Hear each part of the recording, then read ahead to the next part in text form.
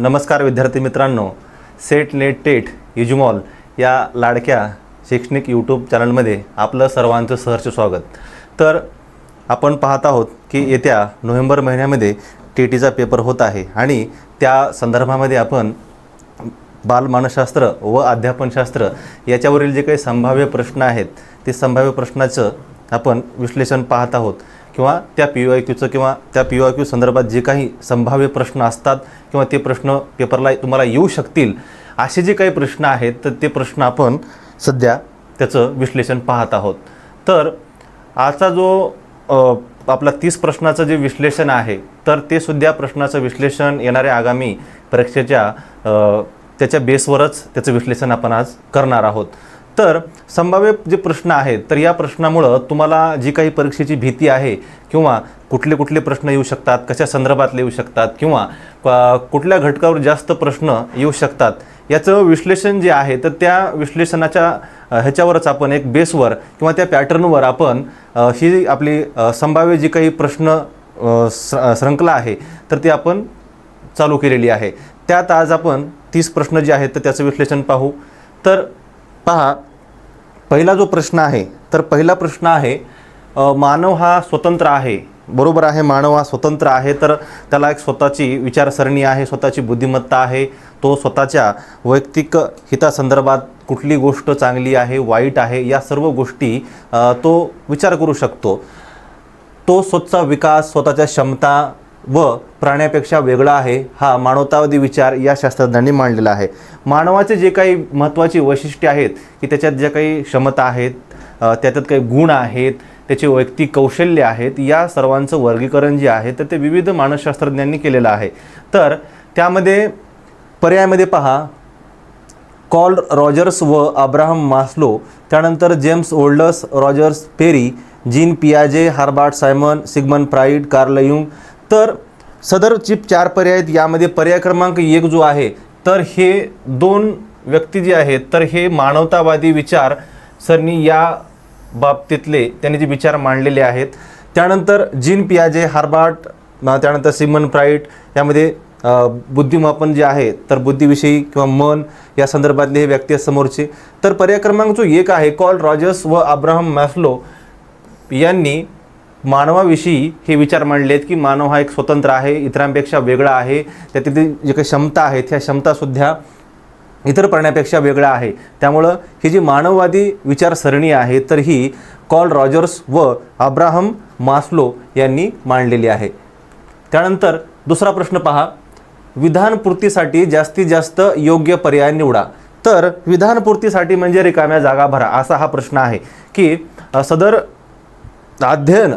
अध्ययन प्रक्रिया व्यक्तीला काय बनवते असं त्यांना विचारायचं आहे किंवा अध्ययन प्रक्रिया ही व्यक्तीसाठी कशी आहे. तर या ठिकाणी पर्याय पहा, पहिला पर्याय आहे स्वतःच्या क्षमताची व्याप्ती व खोली वाढवण्याच्या संधी उपलब्ध करते. त्यानंतर स्वतःच्या नोकरीची हमी, भरपूर मोबदला, प्रतिष्ठा उपलब्ध करते. त्यानंतर पर्याय क्रमांक 3, स्वतःच्या सामर्थ्याची गुणवत्ता वाढवणारी, दुबळेपणावर मात करायला उपयुक्त ठरणारी कौशल्य प्राप्त करण्याच्या संधी उपलब्ध करते. आणि त्यानंतर स्वतःच्या क्षमताची गुणवत्ता वाढवून त्याचा समाजासाठी उपयोग करण्याच्या संधी उपलब्ध करते. तर हे जे सदर 4 पर्याय आहेत तर या ठिकाणी शिक्षण जे आहे किंवा अध्ययनी आहे तर ती अध्ययन वगैरे ही जी प्रक्रिया आहे तर ती काय आहे, स्वतःची गुणवत्ता वाढवणारी आहे.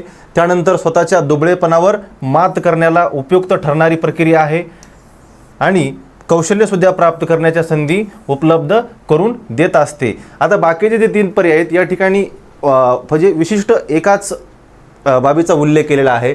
क्षमताची व्याप्ती व खोली या ठिकाणी सांगितलेलं आहे. नोकरी करणे, भरपूर पैसा मिळवणे हे याचं प्राथमिक उद्दिष्ट नसून हे दुय्यम उद्दिष्ट आहे. त्यामुळं पर्याय क्रमांक 3 जे आहे तर याचं योग्य उत्तर आहे. तर नोकरी वगैरे हे जी बाब आहे तर तुमच्या ती चारित्र्य जे काही तुम्ही भागवणार आहात, तुम्हाला आर्थिक जे काही नफा आहे तर ही दुय्यम बाब आहे. प्राथमिक जे शिक्षणाचं किंवा अध्ययनाचं उद्दिष्ट आहे ते आहे की स्वतःच्या गुणवत्तेचा विकास करणं, कौशल्याचा विकास करणं, ही बाब खूप महत्त्वाची आहे. त्यानंतर प्रश्न क्रमांक 3 पहा, पुढीलपैकी कोणते वर्गसमूहाचे वैशिष्ट्य आहे? तर वर्गसमूह या संदर्भातला हा प्रश्न आहे की वर्गसमूहामुळं तुमच्या अध्ययनाला कशा प्रकारे मदत होते. अध्ययन होत असताना वर्गसमूहाच्या माध्यमातून तुम्ही जेव्हा अध्ययन करता तेव्हा त्या अध्ययनामध्ये कशा प्रकारे एक समरूपता निर्माण होते, विचारांची आचाराची देवाणघेवाण होते, त्यातून एकमेकांची कौशल्य विचारांची आदानप्रदान या ठिकाणी होत असतं. त्यामुळं वर्गसमूह हा घटक किती महत्त्वाचा आहे ते पहा. तर वर्गसमूहातील घटकात परस्पर संबंध दीर्घकाळ टिकतो. बरोबर आहे. विचार आचार भावना एकमेकांच्या कल्पना असतील किंवा जेव्हा दोन व्यक्ती किंवा दोन बालके जेव्हा जवळजवळ येतात किंवा त्यांचे विचार आदानप्रदान होत असतात त्यामध्ये एक सामाजिक कौशल्य किंवा सामाजिक आदानप्रदान त्याला आपण म्हणत असतो. त्यात संस्काराची देवाणघेवाण असेल, आचार विचार असेल, वस्तू असेल, एकमेकांच्या भावनांचे विचार देवाणघेवाण असेल किंवा समस्या पूर्तीसाठी किंवा समस्या उकलण्यासाठी एकमेकांनी लावलेले तर्क वितर्क असतील. या सर्व बाबी या ठिकाणी संबंधातून आपल्याला दिसतात. त्यानंतर उद्दिष्टे आहे, दैनंदिन कार्यक्रम, विविध उपक्रम समूहाशी संबंधित असलेल्या व्यक्ती निश्चित केले जातात. बरोबर आहे. तर या ठिकाणी समूहाचा भाग असल्यामुळे तुम्ही कामाची जी काही विभागणी आहे ती विभागणी सुद्धा व्यवस्थित प्रकारे होते. त्यामुळं काय होतं की एक म्हणजे आंतरक्रिया जी आहे, वर्गातील जी आंतरक्रिया आहे ती आंतरक्रिया अध्ययनासाठी अतिशय अनुकूल होत असते. त्यानंतर पहा, वर्गसमूहातील घटकात आंतरक्रिया घडत असते. बरोबर आहे. एका ठिकाणी वर्गसमूह हा जो शब्द आहे तर या ठिकाणी एकच विद्यार्थी येतो का? नाही, तर अनेक अध्ययनार्थी आहेत त्या ठिकाणी. त्यामुळं काय होतं की आंतरक्रिया घडते. तर मी आता सांगितलं की आंतरक्रिया म्हणजे एकमेकांची जी काही विचारांची देवाणघेवाण आहे, आदानप्रदान आहे ते या ठिकाणी होतं. त्यामुळं पर्याय क्रमांक 4 जे आहे तर वरील सर्व जे घटक आहेत ते वरील सर्व घटक या ठिकाणी अत्यंत उपयुक्त आहेत. त्यानंतर प्रश्न क्रमांक 4 पहा, जास्तीत जास्त पर्याय निवडून विधानपूर्ती करा. तर हे सुद्धा आपलं राष्ट्रीय मूल्यमापन आदी स्वीकृती परिषद, राष्ट्रीय मूल्यमापन व आदी स्वीकृती जी परिषद आहे तर त्या परिषदेमार्फत, ही जी काही परिषद आहे तर त्या परिषदेमार्फत काय केलं जातं की बाबा की मूल्यमापन जे आहे, समजा आता एखादी संस्था स्थापन केली आपण, परंतु एखादी संस्था आहे किंवा एखादा NGO आहे किंवा एखादा प्रकल्प आहे, तर त्या ठिकाणी एखादा NGO किंवा प्रकल्प संस्था आपण सादर करतो तेव्हा त्या ठिकाणी त्याची काही विशिष्ट ध्येय असतात, त्यांची जी काही उद्दिष्टे आहेत, त्यांचा एक विशिष्ट जाहीरनामा असेल किंवा त्यांचा एक मोटो असतो समजा. त्यानंतर म्हणजे एक संस्था जेव्हा निर्माण होते तेव्हा संस्था निर्माण करत असताना त्या ठिकाणी एक बेस तयार केला जातो की त्याची नियमावली कशी असेल, ती संस्था चालवण्यासाठी एक विशिष्ट त्या ठिकाणी बॉडी असते. त्यानंतर त्याची जी काही धोरणं आहेत किंवा उद्दिष्ट आहेत की कशा प्रकारे आपल्याला कार्य करायचं आहे. तर पर्याय क्रमांक 3 पहा या ठिकाणी की संस्थेने स्वच्छ ध्येय व गाठण्यासाठी केलेले उपक्रम याच्यातील सुसंगतीच्या आधारे श्रेणी प्रदान करणे. काय करणे? श्रेणी प्रदान करणे. त्यानंतर संस्थेला स्वच्छ ध्येय व गाठण्यासाठी केलेल्या उपक्रमाबद्दल मूल्यनिर्धारण करणे. त्यानंतर पर्याय क्रमांक 2 स्वच्छ ध्येय गाठण्याने केलेले उपक्रम या. तर मी तुम्हाला आता सांगितलं की जी संस्थेची ध्येय आहेत ते गाठण्यासाठी केलेले उपक्रम याबाबत केलेले दावे सिद्ध करण्याच्या संधी ज्या आहेत तर संधी उपलब्ध करून देणे हे या संस्थेचं कार्य आहे. कारण तुम्ही जे ध्येय सांगितलात किंवा जे उद्दिष्ट सांगितलात तर ते ध्येय तुम्ही पूर्ण करून केले आहेत, यासाठी जी दावे असतात ते सिद्ध करण्याच्या संधी या संस्थेकडून उपलब्ध करून दिल्या जातात. प्रश्न क्रमांक 5 पहा, 1 ते 2 वर्षाची मुले नकारार्थी अवस्थेत प्रवेश करून आपल्या वस्तू इतरांना देण्याचे नाकारते असे वागणे म्हणजे काय? तर पहा, लहान मूल आहे की म्हणजे आता 1 ते 2 अवस्था आहे ती म्हणजे एकदम जन्मानंतरची जी अवस्था आहे तर त्या ठिकाणी पहा की आपण जो काही नवजात बाळ जन्मतं त्यानंतर 1 वर्ष ते 2 वर्षादरम्यान त्यात थोडेसे कार्यकौशल्य जे आहेत त्या संदर्भाचा विकास हा हळूहळू प्रमाणात होत असतो. त्यामध्ये जे भावनिक प्रक्रिया आहे त्यात मुलं हे ज्या व्यक्तीच्या जास्त सहवासात असतात त्यांना ते ओळखतात किंवा त्यांच्याकडे ते आकर्षित होतात, जशी की त्यांची आई असेल किंवा त्याचे वडील किंवा बाबा आहेत किंवा त्याचा भाऊ बहीण असेल तर या संदर्भातल्या जवळीक लोकांना ते ओळख असतात. परंतु ते एखादी व्यक्ती त्यांना त्याची ओळख नाही, काहीच नाही, आणि ती त्या व्यक्तीला तिची वस्तू देण्यास नाकारते, म्हणजे त्या ठिकाणी काय की ती आपल्या कौशल्यातून एक विकासाचं पाऊल ते उचलत आहे किंवा ती कौशल्य आत्मसात करत आहे. तर यालाच काय म्हणतात की योग्य विकासाचे पाऊल ते बाळ उचलत आहे, म्हणजे त्याच्यामध्ये कारक कौशल्याचा विकास हळूहळू होत आहे. तर पर्याय क्रमांक 1 हे याचं योग्य उत्तर आहे. त्यानंतर पहा प्रश्न क्रमांक 6. बिने यांनी मांडलेल्या बुद्धिमापन श्रेणी चाचणीचे दोष खाली दिलेले आहेत, तर त्यात कुठल्या दोषाचा समावेश होत नाही असा प्रश्न आहे. नकारात्मक होकार किंवा सकारात्मक नकार ह्या संदर्भात आजकाल प्रश्न खूप विचारले जात आहेत. नाही आहे, जसं आपल्याला वाटतं की या वाक्यामध्ये सकार आहे म्हटल्यानंतर पण त्या ठिकाणी नाही हा शब्द आलेला आहे, म्हणजे त्या ठिकाणी त्याचं उत्तर हे नकारात्मक आहे. त्यामुळं प्रश्न वाचत असताना सुद्धा प्रश्नाचा अर्थ समजून घेणं खूप गरजेचं आहे की प्रश्नाचं म्हणजे नेमकं प्रश्न काय म्हणतो आहे ते. तर पहा प्रश्न क्रमांक 6. बुद्धिमापन श्रेणी या चाचणी संदर्भात त्याचे दोष आहेत, त्यात कुठली बाब समाविष्ट नाही, म्हणजे बाकीचे सर्व दोष या ठिकाणी दिलेले हे दोष आहेत. तर एकाच वेळी एकाच व्यक्तीचे बुद्धिमापन करण्याची क्षमता या चाचणीची आहे. त्यानंतर या चाचणीत भाषेवर भर असल्यामुळे त्यांना ती भाषा येते, त्यांनाच उपयुक्त आहे. त्यानंतर हुशार मुलांच्या बुद्धिमापनासाठी अत्यंत उपयुक्त आहे का? नाही. तर हा जो पर्याय आहे, तर बुद्धिमापनासाठी अत्यंत उपयुक्त चाचणी आहे का? तर याचा समावेश या ठिकाणी होत नाही. त्यामुळं पर्याय क्रमांक 3 हे याचं योग्य उत्तर आहे. त्यानंतर प्रश्न क्रमांक 7 पहा. पुढीलपैकी कोणता जो घटक आहे तो स्मृती प्रक्रियेचा नाही? तर स्मृती हा जो भाग आहे, तर हा स्मृती म्हणजे तुम्हाला कितपत आठवणे किंवा तुमच्या मेंदूचा जो काही एखादा भाग किंवा आपण जे ग्रहण करतो तो ज्या ठिकाणी साठवतो त्या ठिकाणी पहा स्मृती संदर्भातले घटक आहेत. तर स्मृती संदर्भामध्ये संस्करण आहे, धारणा आणि स्मरण हे 3 जे घटक आहेत ते हे स्मृती संदर्भात आहेत. कशा आहेत? स्मृती संदर्भात आहेत. परंतु विस्मरण हा जो घटक आहे तो हा घटक याच्या विरुद्ध बाजूचा घटक आहे. स्मरणाच्या विरुद्ध बाजूचा घटक आहे विस्मरण, की जो आपण भाग हा विसरतो. त्यामुळे पर्याय क्रमांक 4 जो आहे, तर विस्मरण हा घटक स्मृती या घटक प्रक्रियेशी समाविष्ट होत नाही. त्यामुळे पर्याय क्रमांक 4 तो हा वेगळा घटक आहे या ठिकाणी. प्रश्न क्रमांक 8 पहा. अवधानाचे नियंत्रण करणाऱ्या बाह्य घटकामध्ये पुढीलपैकी कोणत्या घटकाचा समावेश होत नाही? तर अवधानाचं जे नियंत्रण आहे, तर त्या नियंत्रणासाठी जे बाह्य घटक आहेत, तर या बाह्य घटकामध्ये पर्याय क्रमांक 1 नैसर्गिक गरज या ठिकाणी याचा समावेश होतो का?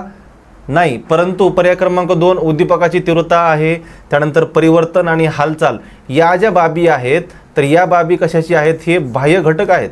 काय आहेत हे? बाह्य. तर हे जे घटक आहेत उद्दीपक, हालचाल आणि परिवर्तन हे जे याचा समावेश कसा आहे? बाह्य घटकाचा समावेश होत नाही, परंतु हे बाह्य घटक या ठिकाणी आहेत. हे काय आहेत? बाह्य घटक आहेत 3.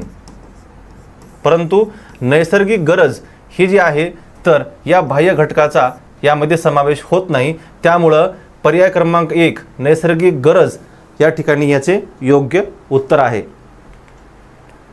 त्यानंतर डॅश डॅश यांनी बुद्धिमत्तेचे सामान्य घटक व विशिष्ट घटक, सामान्य आणि विशिष्ट घटक हा जेव्हा शब्द येतो त्या ठिकाणी त्याचं उत्तर एकच आहे, स्पियरमन. सामान्य घटक आणि कारण यांनीच हा बुद्धिमत्तेचा जो सिद्धांत आहे तो हा सिद्धांत स्पियरमन यांनी मांडलेला आहे. थॉर्नडाईक सामान्य घटक, द्विघटक, त्यानंतर असे विविध जे काही बुद्धिमत्ते संदर्भात मांडलेल्या उपपत्त्या आहेत त्या संदर्भात. तर पर्याय क्रमांक 4 जो आहे, तर सामान्य घटक आणि विशिष्ट घटक हा जो द्विघटक सिद्धांत आहे, तर तो स्पियरमन यांनी मांडलेला आहे. त्यानंतर प्रश्न क्रमांक 10 पहा. खालीलपैकी आत्मनिरीक्षण पद्धतीचा कोणता दोष आहे? आत्मनिरीक्षण पद्धत जी की आपल्या निरीक्षण पद्धतीसाठी वापरली जाते, म्हणजे आपण त्याला काय म्हणतो की सेल्फ सर्वेक्षण आहे किंवा स्वतःचं आपण त्याला काय म्हणतो की स्वतःच्या त्रुटी, उणिवा, त्यात स्वतःच्या क्षमता, त्या संदर्भात असलेल्या जाणीवा या सर्व बाबीचं जे काही आहे निरीक्षण, त्या संदर्भात आत्मनिरीक्षण पद्धती वापरली जाते. त्याच्या काही दोष या ठिकाणी आहेत. तर पहा कुठला दोष या ठिकाणी आहे. कोणत्याही वर्तन परिणामाचे सामान्यीकरण करण्यापूर्वी ते कितपत बरोबर आहे याचा पडताळा घेता येतो. त्यानंतर भावना आणि विचार जिवंत अनुभवता येतो. आत्मनिरीक्षण व्यक्तिगत असल्यामुळे व्यक्तीच्या आवडीनिवडीवरतीचा पूर्वग्रहाचा परिणाम त्यावर होत असतो. आत्मनिरीक्षणामुळे आत्मदोष कमी करता येतात. तर पर्याय क्रमांक 1, 2 आणि पर्याय क्रमांक 4 हे जे 3 घटक आहेत, तर हे 3 घटक काय आहेत, तर हे आत्मनिरीक्षण ही जी पद्धत आहे, तर आत्मनिरीक्षण पद्धतीचे हे काय आहेत, हे गुण या ठिकाणी सांगितलेले आहेत. काय आहेत हे गुण आहेत. पण पर्याय क्रमांक 3 जो आहे की आत्मनिरीक्षण व्यक्तिगत असल्यामुळे व्यक्तीच्या आवडीनिवडी, वृत्ती व पूर्वग्रह त्याचा परिणाम होत असतो. म्हणजेच या ठिकाणी व्यक्तिनिष्ठता ही येऊ शकते, व्यक्तिनिष्ठता येते व वस्तुनिष्ठतेचा अभाव या ठिकाणी निर्माण होत असतो. त्यामुळं पर्याय क्रमांक 3 हे याचा दोष आहे किंवा याचं उत्तर आहे. प्रश्न क्रमांक 11 पहा. कार्यकारण पूर्तीसाठी जास्तीत जास्त योग्य पर्याय निवडा. मेंदूविषयक अद्ययावत संशोधनातून असं सिद्ध झालं आहे की मेंदू हा समांतर प्रक्रियक आहे. याचा अर्थ असा की पहा, तर मेंदू हा कसा आहे, समांतर प्रक्रियक आहे. समांतर प्रक्रियक आहे. तर समांतर प्रक्रियक म्हणजे नेमकं काय असं या ठिकाणी विचारलेलं आहे. तर अनेक गोष्टीकडे अवधान आपण काय करतो, एकाच वेळी जास्त क्रिया असेल, समजा एकाच वेळी जास्त क्रिया असेल तर पहा, विचलन व आंदोलन झाले तरी काही व्यक्ती आपले काम चांगल्या प्रकारे करू शकतात. त्यानंतर विचलन व आंदोलन झाले तरी सर्व व्यक्ती आपले काम चांगल्या प्रकारे करू शकतात. त्यानंतर पहा, एकाच वेळी अनेक गोष्टीकडे अवधान देण्याची क्षमता असणाऱ्या व्यक्ती विचलन व आंदोलन झाले तरी आपले काम चांगल्या रीतीने करू शकतात. यालाच आपण काय म्हणतो की समांतर प्रक्रियक. तर एकाच वेळी अनेक गोष्टीकडे अवधान देणे व विचलन जरी झाले तर आपले काम चांगल्या पद्धतीने करू शकणे म्हणजेच समांतर प्रक्रियक आपण याला हा शब्द वापरू शकतो. त्यामुळे पर्याय क्रमांक 3 हे याचं योग्य उत्तर आहे. त्यानंतर हा सामाजिक संशोधनात तथ्य संकलनासाठी वापरला जाणारा प्राथमिक स्रोत आहे.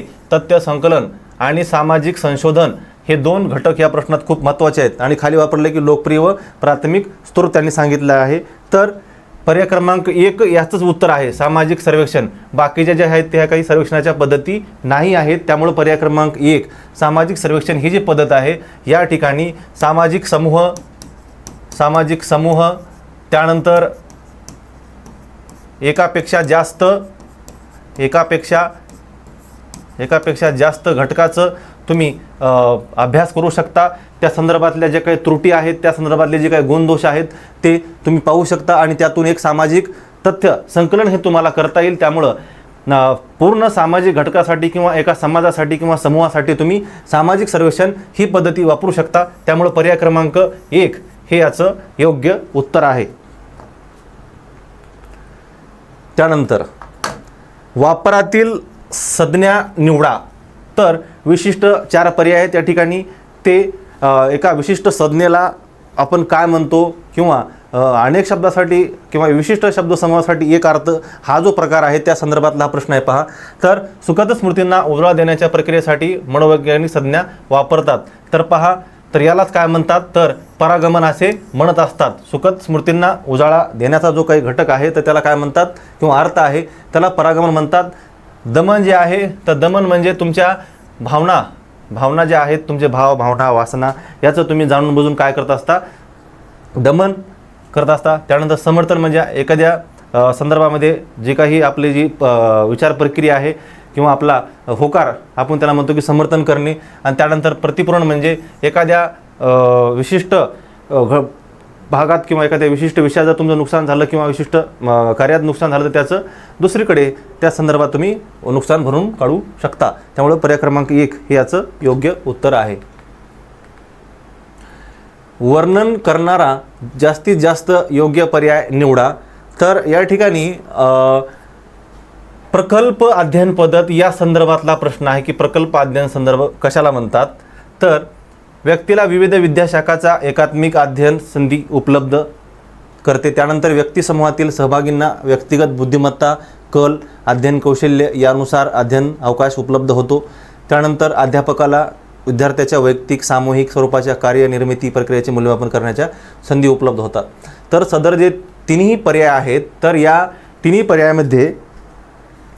पर्यायामध्ये प्रकल्प अध्ययन पद्धती या संदर्भातलंच जे काही विश्लेषण आहे किंवा माहिती आहे तर तेच आहे. याचे गुण जे आहेत किंवा याचे जे वैशिष्ट्ये आहेत तरी ही तिन्ही हे वैशिष्ट्याची आहेत. त्यामुळे पर्याय क्रमांक 4 अ, ब, क हे याचं उत्तर आहे. कारण प्रकल्प अध्ययनामध्ये विविध विद्याशाखा आहेत, तर त्या विविध विद्याशाखाचा तुम्हाला एकात्मिकपणे किंवा एकसंघपणे अभ्यास करता येतो. त्यानंतर व्यक्तिगत बुद्धिमत्ता, तुमची कला, अध्ययनशैली, तुमचे कौशल्य यानुसार सुद्धा तुम्हाला अध्ययन करायला संधी मिळत असतात. त्यानंतर तुमचे जे काही वैयक्तिक किंवा सामूहिक मूल्यमापन आहे तुमच्या कार्याचं ते त्या ठिकाणी सुद्धा होतं. त्यामुळं प्रकल्प अध्ययन पद्धतीचे हे तिन्ही गुणवैशिष्ट्ये आहेत. त्यानंतर समस्या निराकरण पद्धती यांच्या तत्त्वमीमांसेवर आधारित आहे. तर समस्या निराकरण म्हणलं की जॉन मेलवेल ड्यूई, तर पर्याय क्रमांक 1 हे याचं उत्तर आहे. रुसो, प्लेटो ह्या ज्या व्यक्ती आहेत तर या रुसो आणि प्लेटो या दोन्हीचा तर संबंध या ठिकाणी येतच नाही. मॉरिसन पण यांचा पण या ठिकाणी संबंध नाही आहे. त्यानंतर पहा, आधुनिक मनोविज्ञान तत्वानुसार विद्यार्थ्याला व्यवसाय निवडीसाठी समुपदेशन करताना पुढीलपैकी कोणत्या कसोटीचा व कसोट्यांचा वापर करणे उपयुक्त होते. तर पहा, म्हणजे समुपदेशन किंवा व्यवसाय या संदर्भामध्ये कुठली कसोटी वापरता येते असं त्यांनी विचारलेलं आहे. की पहा, व्यवसायासंबंधित कौशल्य, बहुविध बुद्धिमत्ता कसोटी, अभिरुची, शोधिका व शारीरिक क्षमता कसोटी. तर या ठिकाणी या तिन्ही ज्या कसोट्या आहेत तर या तिन्ही कसोट्याचा या ठिकाणी हा वापर विद्यार्थ्याला त्याच्या मनोवैज्ञानिक तत्त्व, त्यानंतर समुपदेशन आणि विविध जे काही कसोटी आहेत यानुसार या तिन्ही कसोट्याचा या ठिकाणी उपयोग होतो. त्यामुळं व्यवसायासंबंधी त्याला कौशल्य असलेच पाहिजेत. त्याला विविध म्हणजे विशिष्ट म्हणजे एकाच गटाला नाही तर समाजामध्ये जे काही घटक आहेत, तुम्ही व्यवसाय करतात तर त्या संदर्भात तुम्हाला दिवसभरात वेगवेगळ्या लोकांना तुम्हाला भेटावं लागतं. त्यांना लोक तुम्हाला भेटतात, त्यांच्या जी काही प्रवृत्ती आहेत, त्यांची वागण्याची पद्धती आहे त्या सर्वांना तुम्हाला फेस करावं लागतं. त्यामुळे बहुविध बुद्धिमत्ता कसोटी असेल, त्यानंतर अभिरुची, शोधिका, तू कुणाला काय आवडतं या संदर्भातल्या सुद्धा गोष्टी आहेत किंवा शारीरिक क्षमता, या सर्व बाबीचा तुम्हाला विचार व्यवसाय निवडीसाठी करणं खूप गरजेचं आहे. त्यामुळे पर्याय क्रमांक 4 अ, ब आणि क हे याचं योग्य उत्तर आहे. हां, प्रश्न क्रमांक 17 पहा. तर प्रश्न क्रमांक 17मध्ये प्राथमिक सामग्री मिळवण्याच्या पद्धतीत, प्राथमिक सामग्री म्हणजे तुम्ही एखाद्या व्यक्तीविषयी, एखाद्या घटकाविषयी आणि एखाद्या विशिष्ट बाबीविषयी जेव्हा तुम्ही त्याच्याविषयी प्राथमिक माहिती तुम्हाला आवश्यक आहे तर त्यासाठी तुम्ही विशिष्ट अभ्यास पद्धती वापरू शकता, प्रश्नावली वापरू शकता किंवा मुलाखत घेऊ शकता. पण विशिष्ट वृत्त हा जो घटक आहे तर तुमच्या प्राथमिक सामग्री मिळवण्याचा घटक नाही आहे. त्यामुळं पर्याय क्रमांक 1, 2 आणि 3 हे जे घटक आहेत तर या ठिकाणी तुम्ही प्राथमिक माहिती किंवा प्राथमिक सामग्री या 3 गोष्टीच्या माध्यमातून तुम्ही गोळा करू शकता. पण विशिष्ट वृत्ताच्या माध्यमातून तुम्ही प्राथमिक माहिती गोळा करू शकत नाही. त्यामुळे पर्याय क्रमांक 4 विशिष्ट वृत्त हे याचं योग्य उत्तर आहे. त्यानंतर पहा, प्रश्न, भारतात स्वातंत्र्यापूर्वी कोणी किंडरगार्डन म्हणजेच बालोद्यान पद्धती, किंडरगार्डन शाळांची स्थापना केली. तर किंडरगार्डन जी ही पद्धती आहे तर ही पाश्चिमात्य या शिक्षण बेसवर आधारित आहे. पाश्चिमात्य शिक्षण जी काही प्रणाली आहे किंवा शिक्षण पद्धती आहे तर त्या संदर्भातली किंवा ही तिकडून आलेली पद्धती आहे किंवा तिकडली पाश्चिमात्य उपज आपल्याला म्हणता येईल.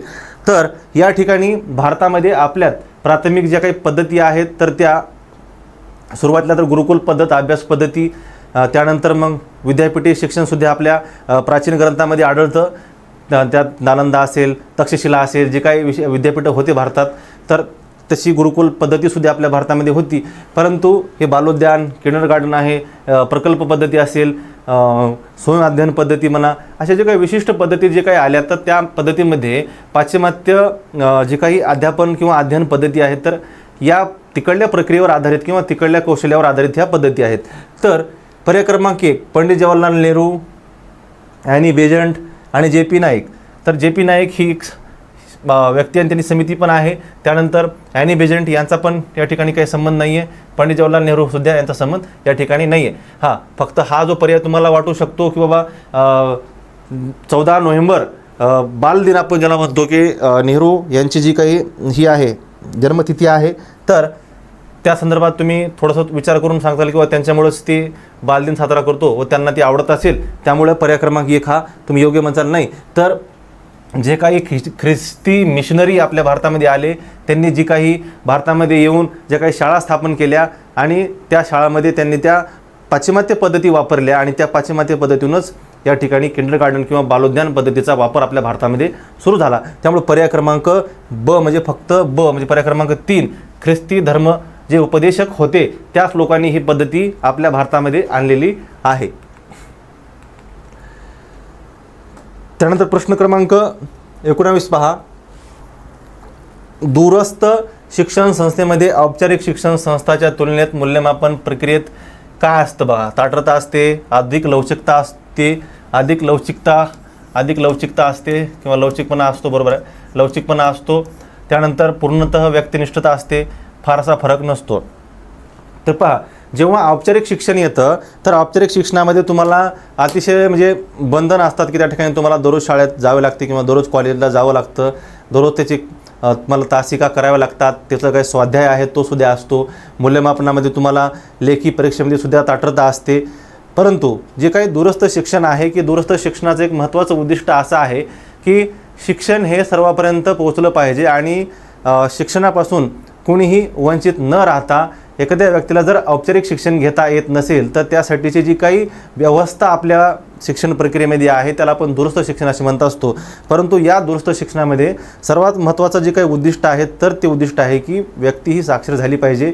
त्याला ज्ञानाची जी काही गरज आहे, त्याला शिक्षणाची काही गरज आहे तर ती गरज त्याला भेटली पाहिजे. त्यातून मूल्यमापन म्हणजे असं नाही की त्याला 100%पैकी 90% गुण भेटले पाहिजे किंवा तो अध्ययनामध्ये असा एकदम कुशाग्र बुद्धीने त्याने अध्ययनामध्ये गुणकौशल्य प्राप्त केले पाहिजे. अशा प्रकारचे जे काही निकष आहेत तर ते निकष दूरस्थ शिक्षणामध्ये नाही. त्यामुळे दूरस्थ शिक्षण हे काय आहे, लवचिक आहे. तुमच्या वेळेनुसार, तुमच्या काळानुसार, तुमच्या जे काही कामाचं स्वरूप आहे त्यानुसार तुम्ही त्या ठिकाणी शिक्षण घेऊ शकता. त्यामुळं अधिक लवचिकपणा या ठिकाणी असतो. पर्याय क्रमांक 2 याचं योग्य उत्तर आहे. पहा, कोणत्याही स्वरूपाच्या शिक्षण पद्धतीत तसेच कोणत्याही विषयाच्या शिक्षणात व्यक्तीची गुंतवणूक होणे अत्यावश्यक आहे. तर या ठिकाणी दिले की टिंब गुंतवणूक होणे. तर बोधात्मक गुंतवणूक होणे गरजेचे आहे, भावात्मक गुंतवणूक होणे गरजेचे आहे, शारीरिक गुंतवणूक होणे गरजेचे आहे. म्हणजे बोधात्मक असेल तर जमेल का, नाही आहे. त्या ठिकाणी एकाच क्रिया ही ॲक्टिव्ह असून जमणार नाही. त्यामुळं तुम्हाला शिक्षण या पद्धतीमध्ये तुम्हाला समग्र म्हणजे बोधात्मक, भावात्मक, शारीरिक, क्रियात्मक कौशल्य जे काही आहे तर सर्व बाबींनी तुम्हाला त्या ठिकाणी हजर राहावं लागेल. तरच तुम्हाला कौशल्य म्हणजे हस्तगत होतील किंवा तुमच्या विकासासाठी ते काय होईल, त्या ठिकाणी गुणात्मक बदल हा होईल. त्यामुळे पर्याय क्रमांक 3 समग्र व्यक्तीची गुंतवणूक होणे आवश्यक असते. म्हणजे व्यक्तीचा शारीरिक भाग किंवा मानसिक, बौद्धिक, भावनिक हा एखादाच भाग त्या ठिकाणी आवश्यक नाही, तर समग्र व्यक्तीचं शरीर त्या ठिकाणी त्याच्या प्रत्येक कौशल्यानुसार त्या ठिकाणी हजर असलं पाहिजे. त्यामुळे पर्याय क्रमांक 2 समग्र गुंतवणूक होणे गरजेचे आहे. त्यानंतर प्रश्न क्रमांक 21 पहा. वर्धा शिक्षण योजनाच म्हणजेच कुठली योजना होय पहा. तर वर्धा शिक्षण योजना ही जी सुरुवात आहे तर 1937 म्हणजे या इसवी सनमध्ये झालेली आहे. तर महात्मा गांधी या संदर्भातली महत्त्वपूर्ण व्यक्ती आहेत की त्यांनीच या योजनेची सुरुवात केलेली आहे. तर त्याला विशिष्ट नावे आहेत. तर नावं काय त्या ठिकाणी पर्याय क्रमांक 2 मधलं जे आहे तर ते मूल्योद्योगी शिक्षण त्याला म्हणतात, बरोबर आहे. पर त्यालाच काय म्हणतात, नई तालीम आहे, बुनियादी शिक्षण आहे, ह्याची सुद्धा त्याला विविध नावं आहेत. त्यामध्ये 4 व्यक्ती महत्त्वाच्या आहेत. एक डॉक्टर झाकीर हुसेन, त्यानंतर काका कालेलकर,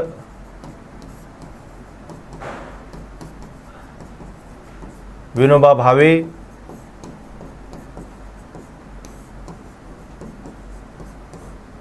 या व्यक्तींनी त्या ठिकाणी सहभाग या शिक्षण प्रक्रियेमध्ये नोंदवलेला होता.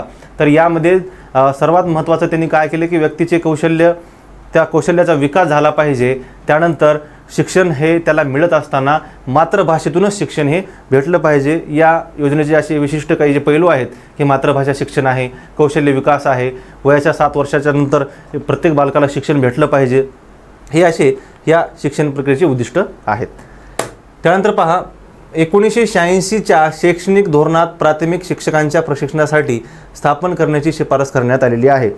तर प्राथमिक शिक्षक जो आहे तर त्या प्राथमिक शिक्षकाला प्रशिक्षण देण्यासाठी किंवा त्याला वेळोवेळी जे काही शिक्षण प्रक्रियेमध्ये होणारे बदल आहेत किंवा विविध येणारे जे काही अध्यापन पद्धती असतील, कौशल्य तंत्र, त्यामध्ये अध्यापन साहित्य, शैक्षणिक साधनं, त्या संदर्भात वापरासाठी किंवा शिक्षकाला अद्ययावत करण्यासाठी जे काही प्रशिक्षण शिबिरे राबवली जातात त्यानुसार किंवा त्या शिबिरांसाठी किंवा त्या प्रशिक्षणासाठी 1986ला जे काही शैक्षणिक धोरण पंतप्रधान राजीव गांधी यांच्या काळामध्ये जे काही धोरण अवलंबण्यात आलं, तर त्या ठिकाणी त्यांनी काय केलं की शिक्षकाला प्रशिक्षण देण्यासाठी प्रत्येक जिल्ह्यावर एक शिक्षण संस्था असणं गरजेचं आहे की त्या ठिकाणी एका जिल्ह्यातील जेवढे काही शिक्षक आहेत त्यांना आपण प्रशिक्षण देऊ शकू. कारण याची गरज का भासली, कारण आधुनिक काळामध्ये आता कम्प्युटर वगैरे हे येऊ लागले, संगणकाचा वापर चालू झाला, त्यामुळं शिक्षण प्रक्रियेमध्ये जे काही बदल आहेत, आधुनिक तंत्रज्ञानाचा वापर होत आहे, त्यामुळं आता हे जे काही प्रशिक्षित आता शिक्षक झालेच पाहिजेत. त्यासाठी जिल्हा शिक्षण व प्रशिक्षण संस्था, district education and training institute जे आहे, म्हणजे डाएट जे आहे, डाएट आपण त्याला म्हणतो की प्रत्येक ठिकाणी जे डाएट असतं जिल्ह्याला, की तिथनंच तुम्हाला डी-एड जे काही डी-एडला तुम्हाला ॲडमिशन असेल किंवा तुमच्या डी-एड संदर्भातले जे काही नियम असतील किंवा त्या संदर्भातले तुमचे निकाल असतील का कुठल्याही बाबी आहेत, तर त्या प्रत्येक जिल्ह्याच्या डाएटवरनच्या चालत असतात. त्यामुळे पर्याय क्रमांक 1 जिल्हा शिक्षण व प्रशिक्षण संस्था. प्रश्न क्रमांक 23 पहा, लैंगिक परिपक्वता येण्याच्या काळाला काय म्हणतात? कुमारावस्था असे म्हणतात.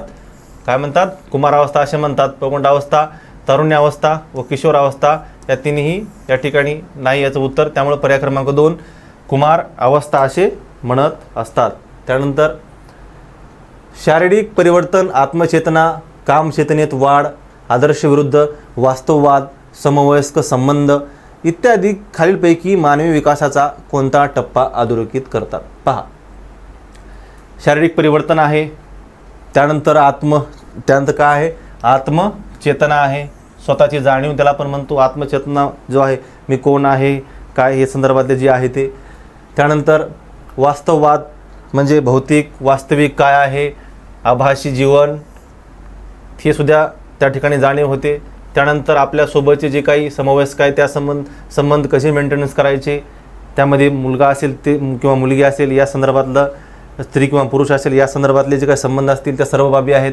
तर हा जो सर्व विकासाचा टप्पा आहे, त्यानंतर कामचेतना आहे, तर हा सर्व विकासाचा टप्पा हा सर्व जो टप्पा आहे तर या बाबी अधोरेखित करत असतात. म्हणजे किशोरावस्था जी आहे, किशोरावस्था जो आहे तर किशोरावस्थेमध्ये या सर्व बाबी ह्या काय होत असतात, विद्यार्थ्यांमध्ये अध्ययनामध्ये त्या रुजत असतात. त्यामुळं पर्याय क्रमांक 2 या ठिकाणी किशोर अवस्था असं म्हणता येईल. याचं उत्तर किशोर अवस्था आहे. त्यानंतर उत्तर बाल्यावस्था ही कोणत्या वैशिष्ट्यांची ओळख आहे? पहा, तर उत्तर बाल्यावस्था म्हणजे त्या ठिकाणी किशोरावस्थेची सुरुवात होत असते आणि किशोरावस्थेची जी सुरुवात आहे तर किशोरावस्थेमध्ये बेजबाबदारपणा, भांडणे, प्राथमिक शाळेचे वय असतं, टोळी वय आहे. पण या ठिकाणी पर्याय क्रमांक 4 प्रौढत्वाची सीमारेषा असते का? नाही, तर याचा इथं कुठेही संबंध येत नाही. त्यामुळे पर्याय क्रमांक 3 अ ब क काय अ ब क हे उत्तर बाल्यावस्था या संदर्भातले 3 पर्याय या ठिकाणी योग्य आहेत. त्यानंतर प्रश्न क्रमांक 26 पूर्वशालेय वयातील सामाजिक वर्तन प्रकार म्हणजे पूर्वशालेय जे वय आहे तुमचं तर त्या ठिकाणी वर्तन प्रकार म्हणजे नेमकं काय? तर या ठिकाणी पूर्वशालेय वयात सहकार्य, चढाओढ आणि सहानुभूती, काय सहकार्य, चढाओढ आणि सहानुभूती हे जे घटक आहेत तर या 3 घटकाचा समावेश या ठिकाणी होत असतो. सहकार्य, चढाओढ आणि सहानुभूती. त्यामुळे पर्याय क्रमांक 1 हे याचं योग्य उत्तर आहे. पहा, नवजात अवस्था म्हणजे जन्म ते डॅश डॅश दिवस हा कालावधी आहे. नवजात अवस्था म्हणजे जेव्हा तुम्ही जन्मल्यानंतर जन्मलेला 0 दिवस ते कमीत कमी 15 दिवस जे असतात त्याला आपण काय म्हणत असतो, नवजात अवस्था असे म्हणत असतो. जन्मल्यापासून ते 15 दिवसाची जी अवस्था आहे तर त्याला पहिला जो 15वडा असतो तर त्याला आपण काय म्हणत असतो, नवजात अवस्था असे म्हणत असतो. त्यामुळे पर्याय क्रमांक 1 हे याचं योग्य उत्तर आहे. हां, प्रश्न क्रमांक 28 पहा, लिखित संप्रेषण प्रभावी होण्यासाठी हा घटक आवश्यक आहे. जे लिखित संप्रेषण आहे तर त्यासाठी तुम्हाला कुठलं घटक आवश्यक आहे पहा, तर लिखित संप्रेषण होण्यासाठी काय होण्यासाठी, लिखित संप्रेषण जे आहे तर लिखित संप्रेषण होण्यासाठी एक संगपणासुद्धा खूप महत्त्वाचा आहे. त्यानंतर सुसंगतीसुद्धा, तुमच्या जे काही तुम्हाला जे काही विश्लेषण करायचं आहे, जी तुम्हाला म्हणजे जे काही संप्रेषण माध्यम किंवा विचाराची देवाणघेवाण आहे किंवा जे बोलायचं आहे तर त्या संदर्भामध्ये तुम्हाला सुसंगती असणं खूप गरजेचं आहे व संक्षिप्तपणा हा सुद्धा गरजेचा आहे. एखादा मुद्दा आहे, एखादा घटक आहे तो कितपत मांडला पाहिजे, त्याची लेंथ किती असली पाहिजे हे सुद्धा ठरवणं गरजेचं आहे. कारण विषय छोटा आहे व त्यात तुम्ही खूप फापट पसारा मांडता तर हे ठिकाणी त्या ठिकाणी कंटाळवाणं होतं. त्यामुळं संक्षिप्तपणासुद्धा असला पाहिजे. पर्याय क्रमांक 4 टिप्पणी काढणे. हां, तर टिप्पणी काढणे जे आहे तर लिखित संप्रेषण या ठिकाणी वापरलं जात नाही. त्यामुळे पर्याय क्रमांक 4चा या ठिकाणी जो समावेश या ठिकाणी होत नाही. त्यामुळे पर्याय क्रमांक ब आणि क, पर्याय क्रमांक ब आणि क म्हणजे हे 3 जे पर्याय आहेत, एकसंगपणा, सुसंगती आणि संक्षिप्तपणा या तिन्हीचा समावेश या ठिकाणी होत असतो. हां, त्यानंतर पहा, परिकल्पना म्हणजे काय, तर परिकल्पना म्हणजे काय, तर परिकल्पनासुद्धा मांडत असताना तुम्हाला विशिष्ट तर्क, बुद्धिमत्ता, अभ्यास या गोष्टीची गरज असते. कारण तर्क करणं ही बाब काही साधी किंवा क्षुल्लक नाही आहे. तर्क करण्यासाठी आपल्याकडे तार्किक बुद्धी असणं गरजेचं आहे. त्यानंतर तुम्ही एक विशिष्ट बाबतीत तुम्हाला अभ्याससुद्धा असणं गरजेचं आहे. त्यानंतर अभ्यासानंतर आपलं जी काही कल्पना आहे ती कल्पना, त्यानंतर अनुभव हा घटक खूप महत्त्वाचा आहे. कारण अनुभवातूनच व्यक्ती शिकत असतो किंवा अनुभवालाच आपण गुरु असे म्हणत असतो. त्यामुळं पहा, पर्याय क्रमांक 1 जो आहे, अनुभव, अभ्यास, तर्क या तिन्हीही आधारित असे समस्येचे संभाव्य उत्तर. पहा, तर अनुभव, अभ्यास व तर्क या तिन्ही बाबीवर आधारित काय आहे, समस्येचं संभाव्य उत्तर म्हणजेच परिकल्पना होय. त्यानंतर पहा शेवटचा प्रश्न, डॅश डॅश ही शिस्त मुलांच्या जीवनात सकारात्मक बदल घडवते. पहा, तर व्यक्ती जगत आहे किंवा बालक हा आहे समाजामध्ये व समाजामध्ये जगत असताना त्या समाजाच्या चौकटीमध्ये विशिष्ट प्रकारे जे काही नियम असतात, म्हणजे समाजात राहण्यासाठी सुद्धा काही नियम वगैरे आहेत.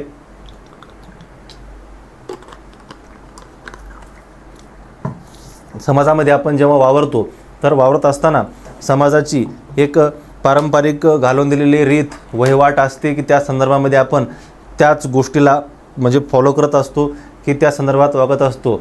आता समाजामध्ये जेव्हा आपण वावरतो त्या ठिकाणी काही बाबतीमध्ये कसं वागावे, कशा प्रकारे तुम्ही आयुष्यात तुम्हाला शिस्त असली पाहिजे, तुमचं इतरांशी वर्तनसुद्धा आहे ते वर्तन असेल तर या सर्वासाठी एक विशिष्ट शिस्त असणं किंवा नियमावली असणं गरजेचं आहे. व आतापर्यंत समाजामध्ये जे काही पूर्वापार चालत आलेलं आहे की त्यानुसार की कशा प्रकारे एका व्यक्तीचं वर्तन असावं या संदर्भात आपल्याकडे जुनेसुद्धा काही आदर्श व्यक्ती आहेत. त्या व्यक्तीचा आदर्श आजकालसुद्धा समाजामध्ये वापरला जातो. आणि आता आजकालच्या ह्याचा जर आपण जर विचार केला आजकालच्या पद्धतीनुसार तर त्या ठिकाणी पहा, अधिकारपूर्ण शिस्त या ठिकाणी चांगला व्यक्ती किंवा सकारात्मक बदल होऊ शकतो का, तर नाही. अधिकारपूर्ण म्हणजे त्या ठिकाणी तुम्ही त्या सदर अध्ययनार्थ्यावर दबाव आणताय, दबाव आणून त्याला तुम्ही एक तसंच वागण्यासाठी त्याला तुम्ही बाध्य करत आहात. त्यामुळं पर्याय क्रमांक 1 अधिकारपूर्ण शिस्त ही सुद्धा या ठिकाणी होऊ शकत नाही. त्यानंतर अतिमोकळीकपणा जर असेल तर त्या ठिकाणी काय होईल की स्वैर वागण्याची जी पद्धत आहे किंवा स्वैर शिस्त त्या ठिकाणी होऊन जाईल. म्हणजे स्वतःच्या मनानुसार आपण जे म्हणेल तोच कायदा हा जो प्रकार आहे तर त्या ठिकाणी अवलंबिला जाईल. त्यामुळं अतिमोकळीकपणासुद्धा या ठिकाणी आवश्यक नाही. पर्याय क्रमांक 3 पहा, लोकशाही शिस्त. तर लोकशाही शिस्त म्हणजेच हा घटक खूप महत्त्वाचा आहे की विशिष्ट घटकावर लिमिटेशन किंवा विशिष्ट घटकावर बंधन असतील त्या संदर्भात जे काही तुम्हाला पोषक घटक आहेत तर त्या संदर्भातलेच या ठिकाणी तुम्हाला नियम राबवले जातील, जेणेकरून तुम्हाला ते तुमच्यासाठी अतिशय आवश्यक आहेत आणि त्यातून तुमचा विकाससुद्धा होईल. त्यामुळे पर्याय क्रमांक 3 जे आहे की लोकशाही शिस्त, तर या लोकशाही शिस्तीनुसार तुमच्या जीवनामध्ये सकारात्मक जे बदल आहेत ते सकारात्मक बदल या ठिकाणी घडवून आणता येतील. तर आज आपण 30 प्रश्नाचं जे काही विश्लेषण आहे तर ते 30 प्रश्नाचं विश्लेषण आपण पाहिलेलं आहे. भेटू पुढच्या व्हिडिओमध्ये. धन्यवाद.